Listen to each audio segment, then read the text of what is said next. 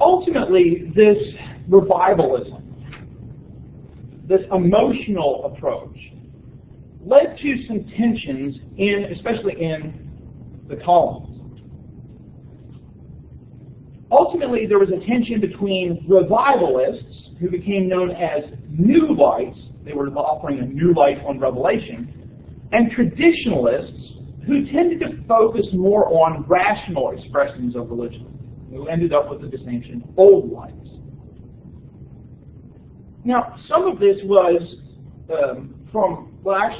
it was from both sides where a lot of this tension came from. It wasn't from one side or the other.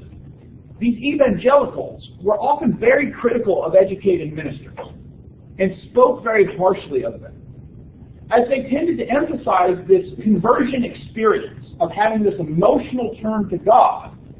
They claimed that a lot of the traditional ministers didn't have them, so how could they be true Christians? And so you're condemning these ministers. Well, no wonder they're kind of responding in anger and frustration at your message. Another thing that was a problem for the old lights especially was that evangelicals were willing to recognize almost anybody as a minister, even without any sort of training. And so the old lights felt that there needed to be education to be a minister. Now, some of this is a class conflict, because evangelicalism is a movement spreading among the lower classes, and so the upper classes are looking at them as these people rising above their station. The old lights also felt that this emphasis on emotionalism undermined church authority, because they're wanting church authority, church order, and the evangelicals are kind of throwing this all out. They're weeping and wailing and passing out in the aisles. It's chaos. It's not orderly, which they felt religion should be. In the southern colonies, the tensions were often directly related to class, particularly between the upper class Anglicans and these lower class evangelicals, because these lower classes are the ones that are joining the Baptists, the Presbyterians, and even the Methodists. Furthermore, the tensions exist because evangelicals are preaching messages of equality, even against slavery. Now, by the 19th century, evangelicalism spread so much that there are a lot of evangelicals with a vested interest in preserving the slave society, and so they kind of backtrack on this. But those evangelicals of the 18th century were very much preaching against slavery, against the immorality of the rich. And from the upper class Anglican standpoint, a lot of these ministers were unlicensed to preach, which they had to be licensed by the Church of England. Furthermore, there were some revivalists who really inspired excesses of emotionality, which kind of gave ammunition to a lot of the critics. A perfect example of this is a man named James Davenport. Davenport was a preacher in Rhode Island and Connecticut who was one of these people verbally attacking these, what he called unconverted ministers. So obviously you understand why he's going to bring some enemies if you're condemning ministers and saying you're not really Christians. He is arrested for itinerant preaching, which was illegal. That's going around preaching instead of being located with a specific church. He's eventually released and goes to Boston and does the same thing. There, instead of being arrested for itinerant preaching, he's declared to be insane and kicked out of Boston. At another place, he starts encouraging people listening to him to burn books. And there's a lot of immoral, inappropriate books that need to be burned. Now, some of the things he's encouraging are not just like bad books that, they got some things in them that aren't appropriate for Christians, but he's even targeting, like, people that a lot of evangelicals held in regard, saying that these are, and they're not preaching Christian books. Well, he doesn't stop just at the books. He starts encouraging them to burn wigs, jewelry, other types of things that he thinks are exhibiting vanity, right? And so you need to get rid of that. Some people even will claim later that, fortunately, some people prevented him from deciding his pants were vain and trying to burn them. Right? And so this is kind of this uproar of emotionalism. Later on, he would recant some of his activities.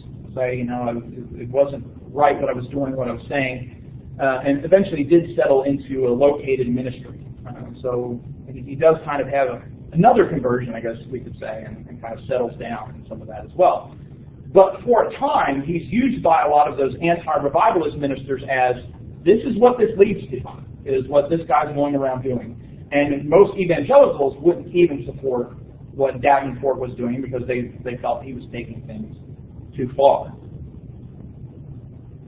We will see evangelicalism and the importance of evangelicalism throughout the rest of the course. But this kind of gives us a background of it developing in this revivalism and this emphasis on this personal spirituality being a religion of the heart and not just a religion of doctrine.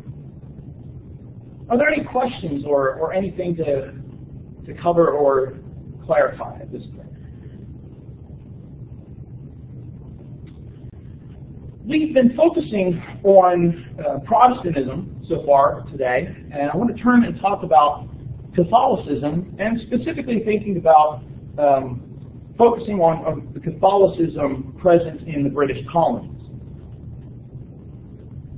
Now, when we were talking about the Reformation, we talked about the Council of Trent, and how the Council of Trent really solidified for 400 years Catholic practice in a lot of ways. Right? Setting out, here's how the Mass is to be performed, here's some other things related to practice. But as the nations changed in Europe, Catholics faced a lot of new challenges, developed some different approaches. We talked about, of course, the changes in England with the Protestant monarchs. And so many English Catholics traveled to North American colonies and found often a different situation than what they found in Europe. Now, it's true, during a lot of the colonial period, they found laws that prohibited the public practice of Catholics. So it's illegal for Catholics to gather together for Mass in a lot of the colonies. And even in colonies like Maryland, that are kind of established originally as colonies where freedoms are present, the Anglican Church eventually takes over. One of the things that kind of gives us a better understanding of Catholicism in the colony, however, is to talk about some of the characteristics that shape Catholicism.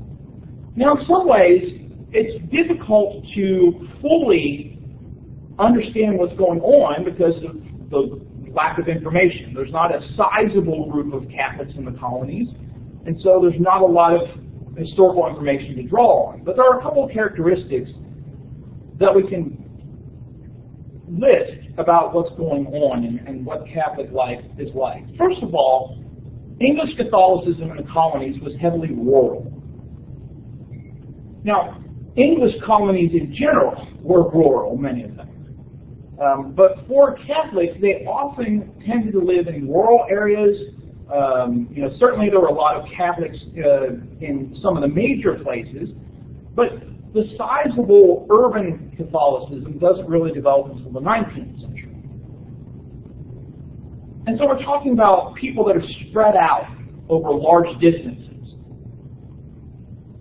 In 1770, for example, in the colony of Maryland, 95% of Catholics lived on farms and widely dispersed settlements. So they're spread out. They're not close together. There's not that close-knit Catholicism, like in Europe, where a lot of Catholics would have been in a particular city or particular region. Additionally, for the Catholics in the colonies, there were very few priests. During the colonial period, a large part of the colonial period, there were no American-born priests, especially through the first half. Now, in the second half, into the 19th century, we'll see a lot more American-born priests. But which meant any priest had to come from Europe. But Well, one comment makes it clear. Maryland was known as an immigrant's graveyard. The few priests who came to the colonies often died young. And from 1634 to 1672, right, 17th century, 21 Jesuit priests came to America. 17 of them died. So the survival rate for priests was 1 in 4 in the 17th century. So there were relatively few priests. Now, of course, this is important because within Catholicism, the major sacraments, baptism of your children, observance of communion, the Mass, the Eucharist, marriage, all have to be done by a priest. Now, those things aren't going to stop. Well, having children isn't going to stop just because there isn't a priest around. Essentially, there were two ways for colonists to see priests during this time. You had to travel to the farms where the Jesuits were, right? The Jesuits would often live in farms together, or you had to wait for a priest to come visit you. Priests traveled from place to place, often not very settled, and would stay 2, maybe 3 days at most in a particular area, where they would undertake confession, they would observe the Mass, they might give a few classes on Catholic teaching, and then they left. And so colonists, Catholic colonists, could see a priest 2 to 3 times a year if they were lucky. The Catholicism then of the colonies in this time period was not a church Catholicism, but a domestic Catholicism. With no priest, there really isn't a strong church presence.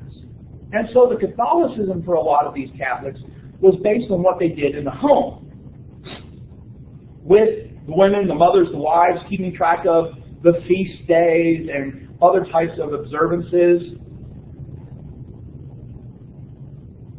And so it would be a private, domestic type of Catholicism rather than what was done in church. Often what would happen is that some of these practices, some baptisms, some marriages, would be done, and then when the priest visited, he would bless those things, right? Like, yes, that's good. And so you kind of had to make do without a priest. It also tended to be a literary Catholicism, because instead of hearing a sermon or hearing a class, you ended up having to read. And so priests would bring religious books, devotional books as they would visit, and leave those with Catholics so that they could still kind of learn about their faith while the priest wasn't there. And so this kind of home, private, literary type of Catholicism. This type of Catholicism has also been referred by some scholars as the Garden of the Soul Catholicism. Essentially, the idea of Garden of the Soul was one of these devotional types, with the idea that Catholics had to cultivate their faith like a gardener would. Right? You go through your garden and you pull out the weeds and you water the plants. Well, you're kind of doing that with your faith. So it's about private prayer, private devotions, conversation with God, faith on a daily basis, and not very sacramental.